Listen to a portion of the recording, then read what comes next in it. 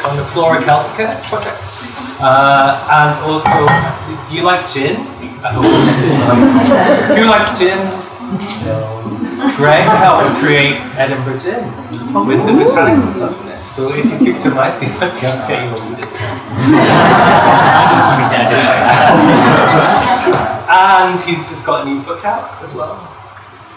I can say a little bit about it very, very things now, but thank you, Greg, for it. Oh, pleasure. I'm going to give you what I'm calling kind of a bit of a whirlwind tour of Scottish plant magic. I'm coming from the perspective of a botanist more than an ethnographer or anybody who has a real deep understanding of folk tradition, because I'm a plant geek. Plants are absolutely wonderful. They are magical things in their own right, and I love how humans and plants can interact in so many different ways. This discipline called ethnobotany is very, very broad, and it's one that I've been looking into quite a bit for Scotland in particular. So we'll have a little look at the plants first, then a bit about the place, and then a bit about the people as well. So when you look at our flora in Scotland, we're actually quite impoverished in relative terms. For the area that we have, we've got relatively few plants in Scotland, about 1,500, maybe 1,400 different species or so, and that's kind of a legacy of the Ice Age. So the whole of Scotland was scoured clean by the ice, and it's only in the past kind of 11,000 or 12,000 years or so that plants have managed to come back in, and that's been quite a slow process. So these 1,400 or so different species have made it in. When I say higher plant species, I'm talking about flowering plants, conifers and ferns, and I'll cover some of those for examples as well as others as well. So it's a limited flora, or so you think, because we've got a much richer flora than that, and many more species have come in, not of their own accord, but because humans have brought them in. And when they brought these plants in, they brought lots of ideas about how to use them as well. So quite often as botanists we split things apart into what's native and what's non-native. And there's not actually any real functional difference in how the plants behave when they get into intra-country, but there are some interesting little differences in how people use them, these two different groups of plants. So this is a couple of examples here. We've got, first of all, this thing here is Sweet Cicely, which is a wonderful plant brought in by the monks or the Romans, who are these kind of nebulous groups that we're not quite sure who produces the plants, but certainly Sweet Cicely was brought in and found in monastic gardens, so it's used as a kind of a bit of a superfood to a degree, like many plants were. This kind of crossover you get between diet and medicine is very kind of common. This is quite a prosaic plant because also you could pluck the leaves, throw them down the ground, and you would walk over them. So if you were in a typical household where you might have livestock in the house as well, this was a classic strewing herb. So you would throw the plant on the ground, walk over it, and the waft of this really quite pleasant sweet aniseed scent would come up. So I don't know, has anyone ever seen Sweet Cicely, eaten it at all? It's really quite a wonderful plant indeed, this kind of like subtle aniseed scent. And if you don't like licorice or aniseed, it's the one for you because it's not too old. So that is an introduction brought in from kind of Central Europe. From wider across much of Europe, but not a native, is this classic here. So I don't know if you've seen Lady's Mantle. Yeah, Alchemilla, a really nice suggestive Latin name that we have there. This was really important in alchemy, a pan-European kind of subdivision of magic, if you like. And what is the kind of particular thing for this? Does anyone know how it was used in alchemy? For men. Or in alchemy in particular for the G one. Yeah, that's it. So on the leaves, you've got mollis, means soft. That soft, like hair on the surface of the leaves, would capture droplets of water, and it's kind of got this beautiful ability to hold the droplets just as they are under kind of their own surface tensions. So you would collect that and use that in alchemy. That's a nice widespread European practice, and when this species was brought into Scotland, that practice was also brought in as well. You've also got things like this. Now, this is Entada. It's a bit of a funny one. I don't know if you've ever seen these at all. Sea hearts, a funny kind of sea bean. This is very much a Caribbean species, or a species of the bean family that's found right throughout the tropics, and not native to here at all, but a classic plant seed that was washed up, particularly through the west coast. And when it was found, people would interpret it in quite interesting ways. Like a lot of these sea drift seeds that you find. So this is often called sea heart or sea bean. There are others which have a funny kind of cross motif on them as well, which is just part of where the food reserve for the plant, so that's the non-geekly, the food reserve for the plant sits inside the seed. And people would interpret that as obviously a Christian symbol and use it, stick it onto amulets and onto charms, and it'd be used for protection. The same with sea heart as well. This one on the left is a native. This is Enchanted Lightshade, and it's got an exquisite Latin name. So with a name like Circea Rutetiana, that's invoking both Circe from the Odyssey, and also Lutetia, which is Paris. That was the place where you went to get all your good quality alchemy done. Okay. And this is all because this is a native, and it was used right throughout lots of parts of Europe in alchemy again, but it doesn't really find any use whatsoever in Scotland. And that's one of the funny things we find about quite a lot of different patterns right throughout Europe and Scotland in particular. You've got a huge range of different influences coming in over thousands of years, and they'll be bringing ideas in, and they'll be bringing ideas about plants in, and they will also be bringing very large numbers of different plants as well. So we've actually, although we're out on this little Celtic fringe, we've got a hugely kind of heterogeneous approach to plants and how we use them, and that tracks through right into the magic of the plants, whether you're looking at kind of European alchemical uses or some of the more folkloric, kind of close to home local inventions, which is what we'll have a look at now. Lots of different people, so this is just examples of people. If you want to look up any of these works, they're all freely available at all, and that's a tiny proportion. I've not brought in anything from directly recorded more recent oral histories at all. This is only kind of, if you like, archival works. So there's some really superb people. We've got kings and clergy writing about plant magic. We've got the travel writers from the mid-1700s. We've got botanists who will be writing down very botanical stuff, but they can't help recording little bits of lore and interesting information as they go. And then the lexicographers, when people are looking at the names of plants in particular, these lexicographers draw in a whole host of really interesting little uses for plants as well. So we've got a great range of people. We've got people like Alexander Carmichael, who I guess many of you will be familiar with, and he's one of the people who expounds at great length about this thing here, which is what? St. John's. Yes, St. John's wort, very, very widely known, and it's only used today as well, so a very effective medicine that's used in treating depression. But it has these contraindications, so you're one that people have to be very, very careful in using. And Alexander Carmichael is one of the folk who records it as being used as the armpit package of St. Columba. So it's St. John's wort throughout much of its range in Europe, but when you get up to here, it becomes St. Columba's plant. Okay. And it was used as something to help protect against possession. And that's a really nice interpretation of psychiatric illness. So people would take a bit and tuck it under the kind of the soft, kind of often hairy, often sweaty armpit that they have in there. And that kind of thin skin you've got under there would allow the hypericin and the other compounds to be able to get into your system and would help to protect effectively against demonic possession. It's just our interpretation of demonic possession now is very different from what theirs was, but very, very effective. So I love that's got a beautiful basis on the chemistry, and it works. That's not the case with all the stuff that I mentioned.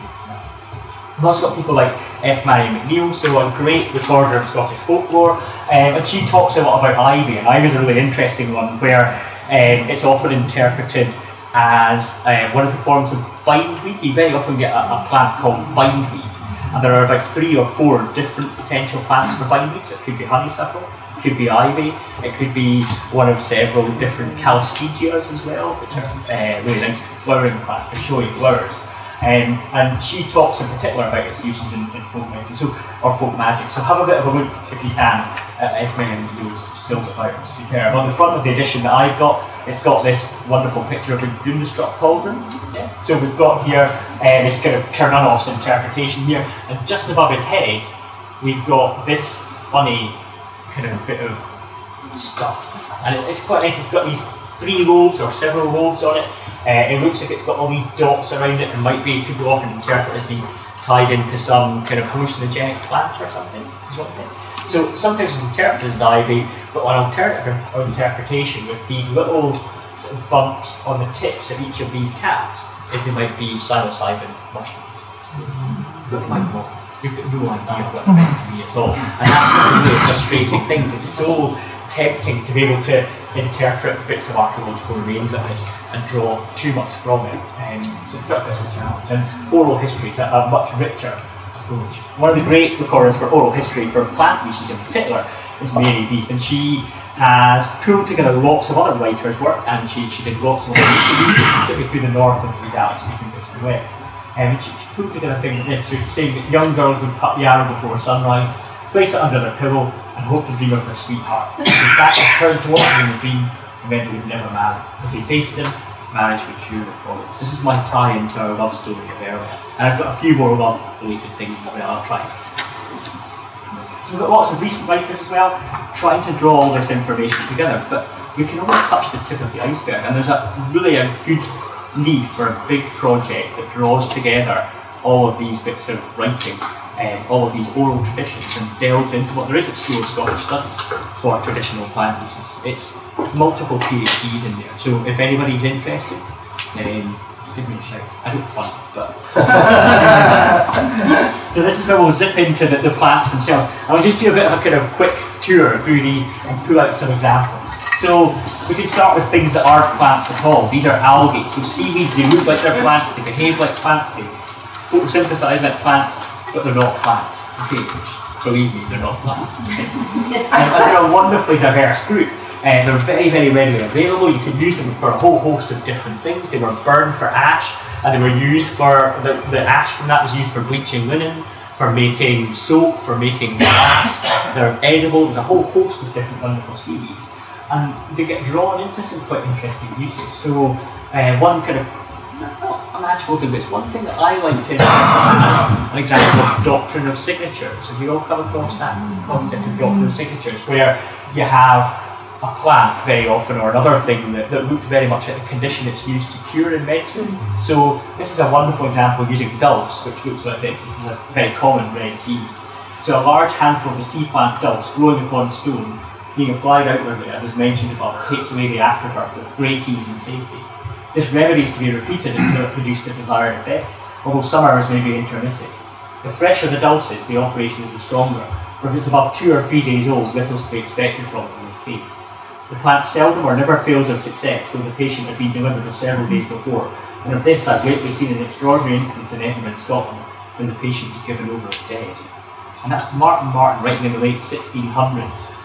So he was a physician, a botanist, antiquarian. He was in everything, and was sent around lots of Scotland to collect lots of interesting bits of lore by Robert Sibbald. And this is a really nice little nugget where it doesn't actually tell you about what the context is. Why do people use dulse for this? He doesn't explain it all. And that's quite a challenging one. And partly it's because I suspect if you took a huge big lump of wet seaweed and dropped that on the stomach of somebody who had just given birth, they would quite especially afterbirth, I suspect. But it might also be because it's this doctrine of signatures, because the dulse itself looks very much like the placenta, well, fairly like the placenta. It's a broad interpretation of the doctrine of signature. That we've got this definite crossover in a lot of European and early medicine, where it goes over into folkloric magic as well, these associations of forming. And then you've got these kind of uses. So these are wonderful. This is from Duncan Van McIntyre, brought through Carmichael, and it brings in a seaweed here, some brown seaweeds. Also foxglove. We've got Petasites, which is butterbur, and we've got royal fern, and the bones of an old man. And if you get the right numbers of these in exactly the right combination and burn them on a rock by the shore, you've got the ash. And if you rub the ash into your lover's chest, they're guaranteed to love him forever. Some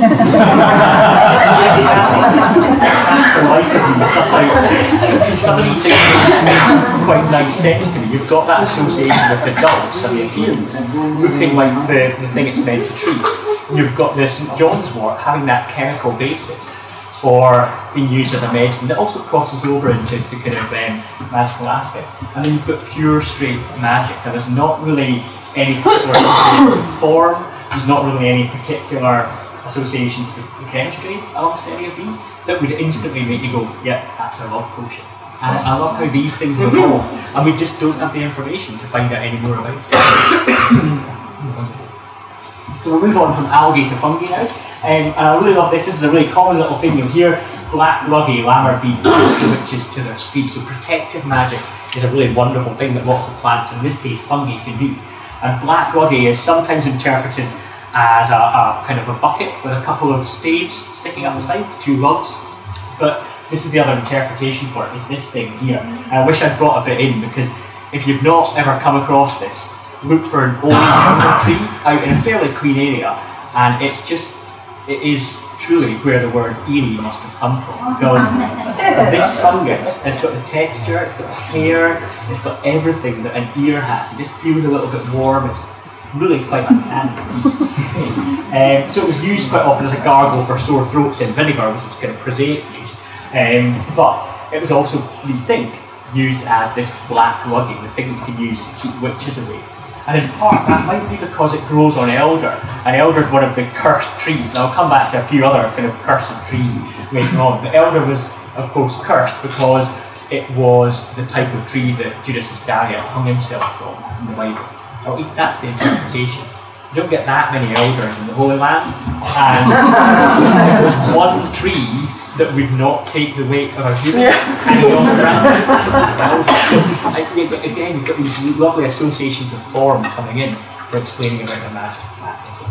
And that's just a picture of an amber bead, which is what lammer is there in that case. So useful protective stuff. And that is actually a sort of plant thing, isn't it, as well? Because amber is going to be a plant, isn't it, from several million. We've got ferns. So the classic thing is if you find the seed of a fern, or often interpreted as well as the flower of a fern, on Midsummer's Eve or St. John's Eve, then you'll have powers of invisibility, you'll have, you're able to find treasure and that kind of thing as well, which is also superb, because ferns don't flower. They don't have flowers at all, so you can be searching indefinitely and never find them at all.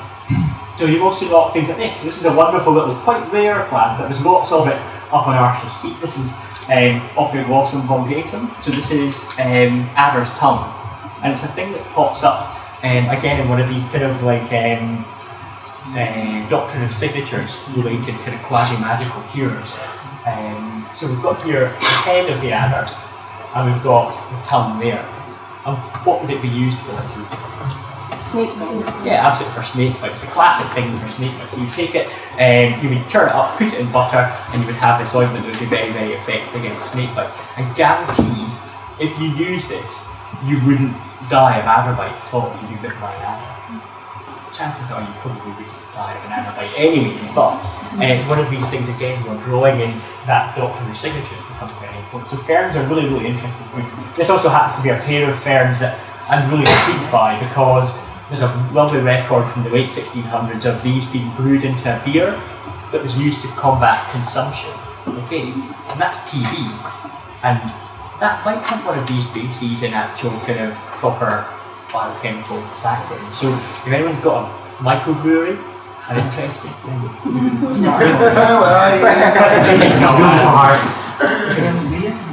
yeah, we've got this, one of my faves. So many people record this one. This is a club moss, a bit of an obscure thing, but when you're up in gravelly soils, anywhere up in the kind of the, even just in the Pentlands or any higher than that, a few hundred metres up, you might well come across club moss. And I've brought a little bit of the spores along with me as well today, so I might grab some of that later and I can show you a true magical thing about that. But it's one where if you find that when you're out walking, you can pluck a bit, and often you're supposed to put it in your shoe and it'll protect you from elf shot. So elf shot is of course that sort of nebulous thing that can result in all kinds of illnesses for humans, for cattle, but if you've got this stuff, it's highly protective against it. And that's very widely reported from lots of areas in Scotland. Really quite intriguing.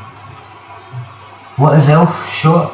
Elf shot is if you, it's kind of often interpreted as if you've got the Stone Age points of arrows that people would find, they were often interpreted as being kind of fairy or she-elf arrowheads, and you wouldn't ever really see the she unless you had the sight, but you would find their arrowheads, and you would sometimes experience them by being inexplicably ill, or your cow's milk would dry up, or any of the many things that pop up in kind of the protective local small-scale magic that people come across. An elf shot is one of these things that's responsible for all these minor elements, a bit like the evil eye in a way, but unlike the evil eye, you can actually pick up the arrowhead from an elf shot, which is quite cool, so it must be true. I like that, it's got that kind of like truth to it. And I guess it wouldn't be uncommon to find in similar kind of areas to find these arrowheads to the areas that you find these, because when you look at a lot of recent finds of Stone Age arrowheads, very often they are from upland, heathland areas where this plant's habitat is. So there's got to be some kind of association. But so conifers pop up. We've only got 3 different species. We've got pine, we've got juniper, and we've got yew. And yew's one that pops up a lot in these potential magical uses as well. I won't actually go into them in any great depth because most of the other uses are for kind of prosaic. That's just a quick aside because I can't leave that out. I've actually been going through secretly an evolutionary series here, and it'd be wrong to leave it. I'll say much more about the flowering plants. And herbs, and the variety of different herbs that there are where it really is at in terms of plant magic. And I love this beautiful wee thing that's been brought through, I picked it up from the Silver Bow, it's done Dumfries Love Charm again today. And the range of different plants that are mentioned in this Love Charm. So you've got things like Boor Tree, which is elder again. You've got gowans, and gowans are any yellow flowered plant, but very often kind of treated as dandelions. You've got raspberries, you've got rowan, you've got thistles, you've got clover, you've got bindweed, which is usually treated as being honeysuckle. Blindman's balls is I speculate whether that's going to be one of a couple of different species that have got interesting subterranean roots, shall we say, tuberous roots. Heather bells, haws, that kind of thing as well. You've got honeysuckle, you've got bloody fingers, which is digitalis, foxglove again. It's a huge range of different possible things in there. You've got things like gout spittle, which is, the cuckoo spit that you find, and poisoned adders.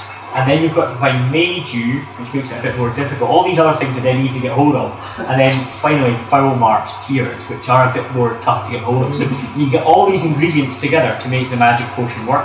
But if you get to the end one, it's pretty difficult to get hold of that. So that's probably why your potion didn't work. You've got lots of herbs for witchcraft, and these are the 3 that very commonly pop up. So we all have come across, I guess, deadly nightshade as one of these things that's used as a hallucinogen. It's suspected to be the thing that Circe may have used in order to poison Odysseus's men, and it's come right through into much more recent witchcraft traditions as well. So one of the things that people often suggest for the hallucinatory thing that can happen with deadly nightshade ingestion is that you get collective hallucination. And that's one of the things that's sometimes interpreted for some of the witchcraft trials that's come up that have been using these deadly nightshade poisons. You get lots of mention of ragweed stalks being the thing that witches would ride on as alternatives to broomsticks, and then hemlock pops up as well in many recipes for so these are all toxic, and that's possibly just in terms of witchcraft they get associated with it because they are if witchcraft was seen as an evil practice, then you've got to associate evil sounding plants with it. And that's one of these things where we get this filter coming through, I'm pretty confident indeed, of this interpretation of witchcraft as purely evil. And of course you would have your things to be able to help protect you against it. So you've got this plant here, and this was superb apparently against someone cursing you. So this is a lovely wee thing called butterwort that you find up in boggy hills. It's got lots and lots of different names in all of our different languages, but apparently if you plucked it and took the roots and bound them round into little hoops, so making hoops of course was another key magical thing, and making hoops out of plant parts in particular was very strong, and you could put it under your tongue or you could keep it on your person somewhere, and that would protect you against any kind of witchcraft or the evil eye as well. But it also has a sort of slightly bad side to it as well, because prosaically, one of the names there is sheeproot, and another one is rockgrass. And it was often associated that if you took your livestock, took your sheep out, and grazed them and they ate any of this, they would get this really horrible disease which would rot off their feet. It's Not more to do with the fact it's in a marsh. If you stick your sheep in a bog, then you're fairly likely to have pure. So this pure unfortunate plant gets a really ill reputation because of where people were grazing their sheep. And I'm sure that's the same for all these things. They've all got a very ill reputation. Don't go and try them at home under any circumstances. They've got this much iller reputation because you've got this association with kind of witchcraft practices. Actually, deadly nightshade, don't try this at home at all. It isn't as deadly as it's made out to be. Okay. You heard it here first. Is that the one you can, if you boil it, you can make jam? Well, that's even, there was a really kind of. No, you're right. So, in principle, you can. So, about 30 years ago or so, there was a case of some grandparents. Yeah, well, I'm saying some grandparents. Kids had gone out and they'd picked blackberries, which were blackberries. And this is a member of the potato family and tomato family, and it's quite sweet, quite pleasant, and you can make jam out of it. So, in principle, you can make jam out of it. Don't make jam out of it. Boil it up, but the alkaloids will still get through, even with long-term boiling and adding lots of sugar. So these folk had made a jam that their grandchildren brought them the berries for, and they ended up phoning the Western General, I think, and saying, excuse me, but we seem to be hallucinating. I don't know why. So just don't try it. It's obviously one of these things where it's got this ill reputation, but it's deadly.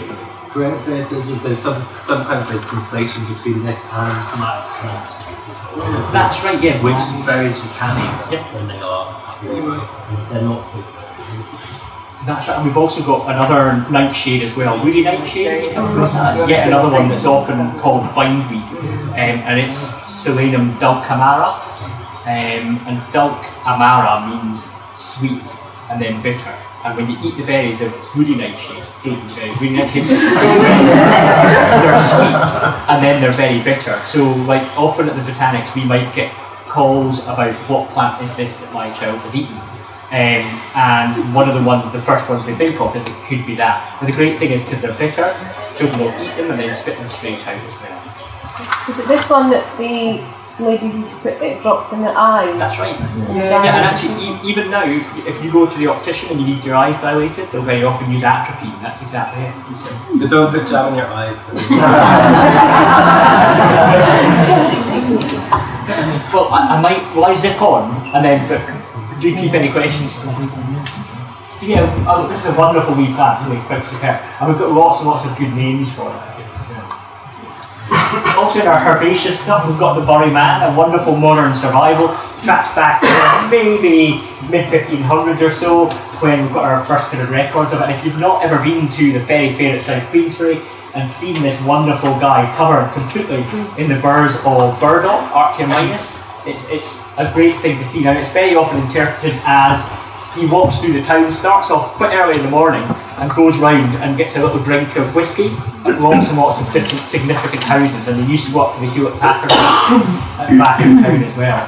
And that's often interpreted that the ills and the sins and the evils of the town would stick to him in the same way as the burrs stick to him as well. And by the time he gets back in about 4 o'clock to the centre of town, he definitely needs these 2 people. Amazing. But South Queensferry is still a very sinful and terrible place. So,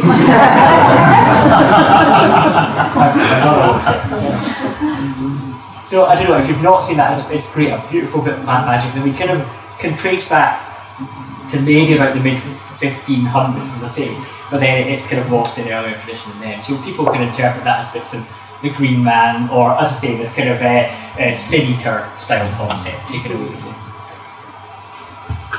And then this is one where it's not actually magical or interpreted as magical, but it's a really nice kind of representative plant of how stories about magic can build up. So in the late 1600s, Martin recorded this plant as being really quite interesting. It's one that people would dig up the root from, the tuber, and eat it. It's got a slight licorice taste, or you can take it and put it into whiskey and flavour it up like a licorice as well. But when you ate it, apparently it would suppress your appetite and it would give you energy to work in the fields. And that description is very much like people chewing on the coca today in the Andes. So really quite an interesting one, and people are starting to look at the kind of chemistry of this, and nothing's leaping out. We're not sure if there's anything in it at all. And again, don't try it at home. I don't think until you know.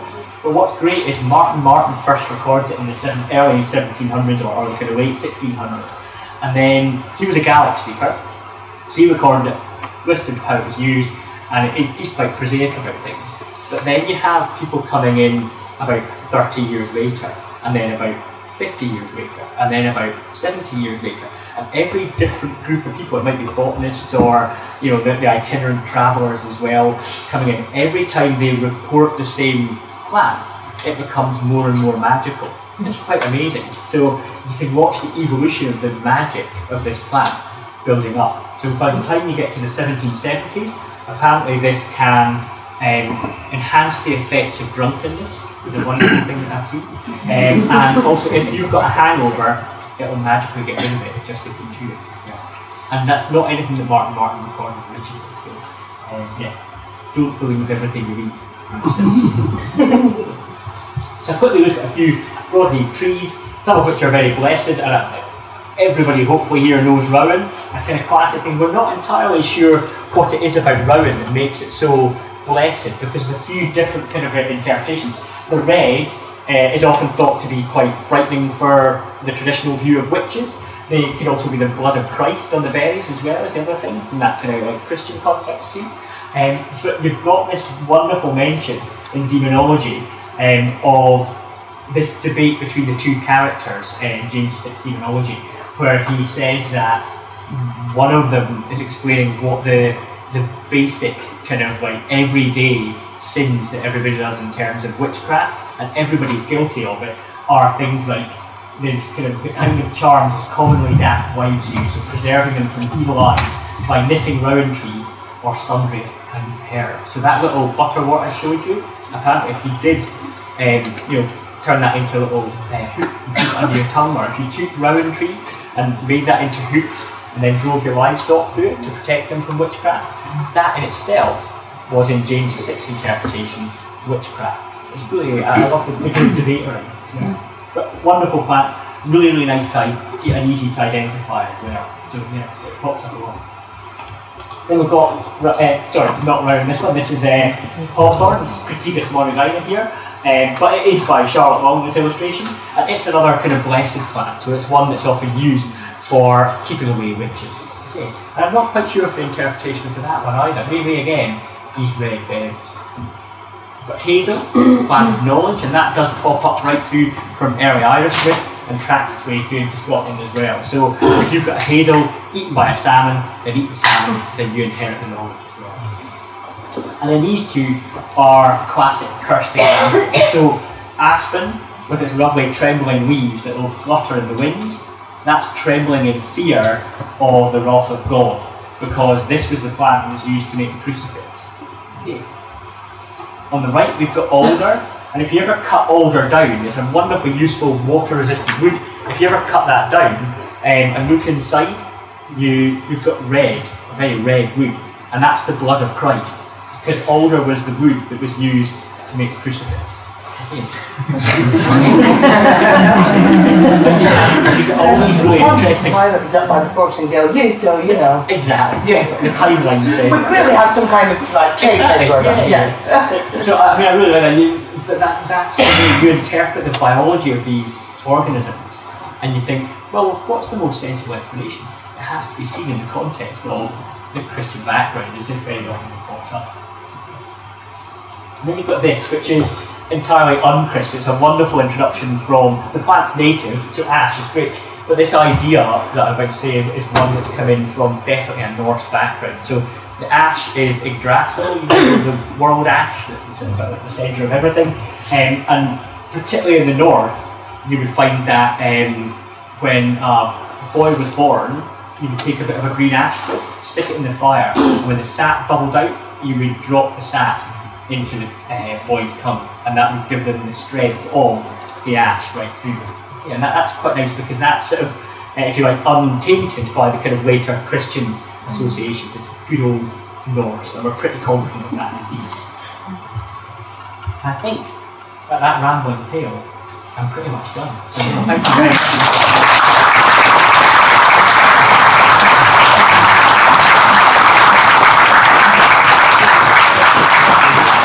The ash stuff really fascinates me because in Norse myth as well, we were born from trees. Yeah. And it's almost like we were giving the blood of our ancestor. We literally only have time for like 2 questions, so if you've got further questions, put your hand up and wait. I just had a couple of main observations. I think with the hawthorn, because there's a holy thorn, isn't there? And that's more common in there. I don't know if there's any example in Scotland, but there's loads of holy thorns from other holy thorns, aren't there? Yeah, tea trees are often hawthorns as well. Yeah. And I think I was just saying the other thing I was going to say, but I couldn't have it earlier. Nathesium ossifrangum is the same thing, isn't it? The bog aspidel. They've shown evidence now it prevents cellular structure in the bone. So it actually physically breaks the bone down. Yeah, for ossifrangum, exactly. I have no idea what you just said. Is there another question? You said that enchanted match had been used in alchemy. What was your source for that one? It's through the mostly through the taxonomic name for that first off. And there's a big exhibition coming up, not big, but fairly big, down at Royal College of Physicians of Edinburgh in about a year's time. That they're looking at alchemy and got lots of the old alchemical books in it. Got something there, and I can't remember which one. But if you want to read more, you can buy Greg's amazing book. And it is, I've got it at home, I meant to bring it so people can learn. And I'm used to Bring one. But it is really beautiful, the drawings and the information in it is just great. And it is Scottish Botanical and illustrated flora. He says reading it off. Yes. Thank you so much, Greg. No, thank you.